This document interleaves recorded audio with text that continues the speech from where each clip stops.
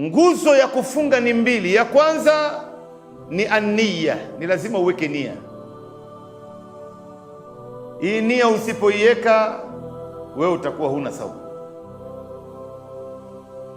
Ndio unaona unaweza kumkuta mtu labda alipata habari za mwezi asubuhi jua imeshatoka, yeye akijua kesho sio siku ya kufunga.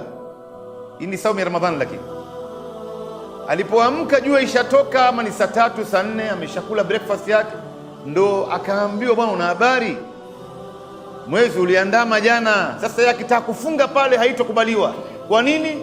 Kwa sababu ilikuwa inatakana anuie kabla alfajiri haijaingia.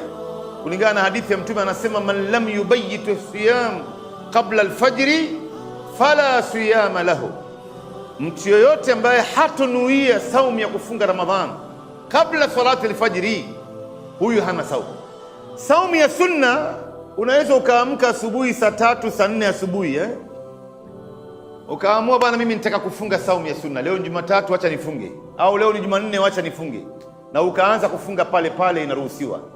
Lakini saumu ya faradhi kama vile Ramadhan, usiponuia kabla salati alfajri, saumu yako haitokubaliwa. Na hii nia, ndugu zangu, mahalluha fil qalb wa nutqu biha bid'ah, mahali pake hii nia ni moyoni, na mtu kutamka nia ni katika jambo la uzushi, ni bid'a. Mtume hajawahi kutamka nia katika ibada nyingi, Mtume hajawahi kutamka nia.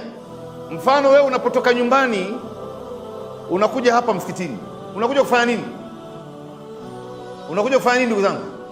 Unakuja kuswali. Sasa Mungu anajua wewe unakuja kuswali hapa, haina haja tena imama anaposema Allahu akbar wewe utie nia pale, nawaitu usalli fardha salati al-isha 4 rak'atin ma'muman muqtadi'an bil-Qur'an, Allahu akbar. Hakuna hiyo. Imama anafunga swala Allahu akbar, na wewe pia Allahu akbar, kwa sababu nia yako iko ndani ya moyo wako, umekuja hapa kuswali. Kuna baadhi ya watu wanamwambia Mungu, nawaitu usalli, nimekuja hapa kuswali, na nuia kuswali, na Mungu anajua wewe hukuja kuswali hapa, umekuja kuiba viatu vya watu.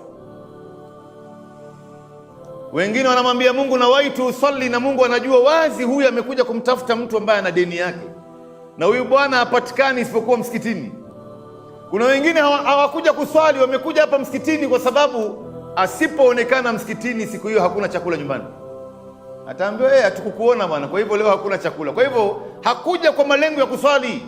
Na ndio hivyo hivyo saumu ya Ramadhani na saumu ya sunna, nia mahali pake ni moyoni. Innamal a'mal binniyat wa innama likulli imri'in ma nawa, hakika matendo yote yanategemea nia ya mtu, na kila mmoja atalipwa kulingana na nia yake.